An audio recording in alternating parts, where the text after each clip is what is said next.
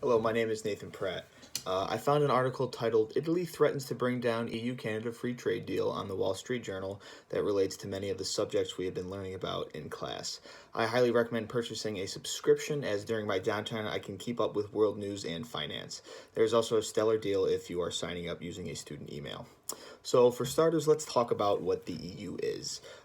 This is also known as the European Union. The EU is a unified trade and monetary body composed of 28 member countries. It allows for the free flow of goods and people between the member nations. There are no tariffs or duties between members, and all taxes are standardized.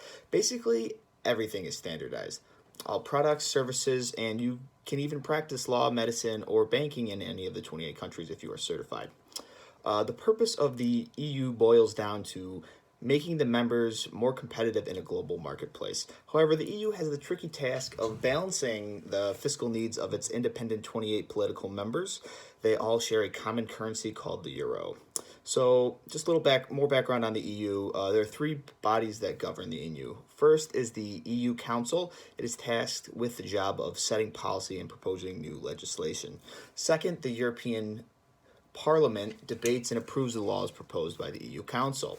Now, third is basically their judicial branch. It is the European Commission, which executes the laws. Now that we have some background, we can take a look at the nature of this article. So, Italy is a member of the EU. Italy is famed for its cheese. Now, last year, the EU proposed the Comprehensive Economic and Trade Agreement, also known as CETA.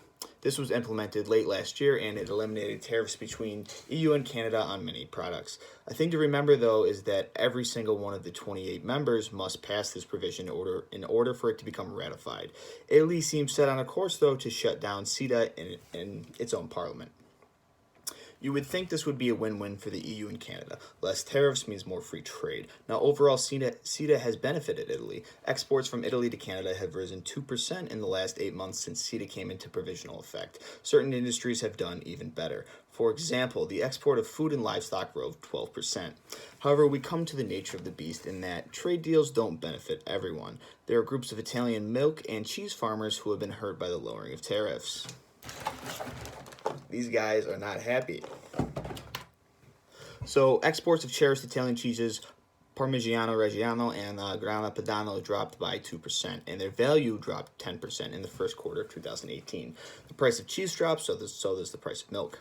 So there's also an issue of CETA letting Canada sell cheeses with Italian-sounding names that compete directly with authentic Italian cheese. There are no high tariffs to protect the domestic cheese anymore like there used to be. Now, if you look at everything as a whole, the trade deal is great for Italy. Quite often, not everything is looked at in a pure economic standpoint.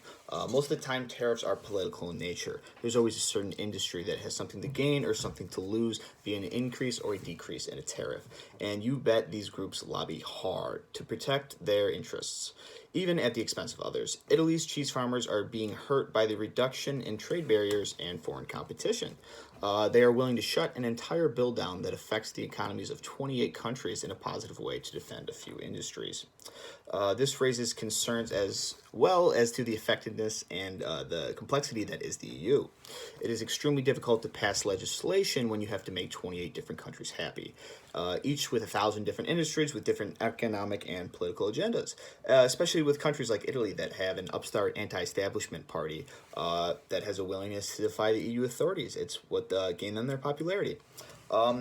This article is an excellent example of the political challenges that the global marketplace face when trying to deal and move forward with international trade deals. It is especially difficult when all countries involved are not in agreement, which can destroy years of work and progress towards free trade.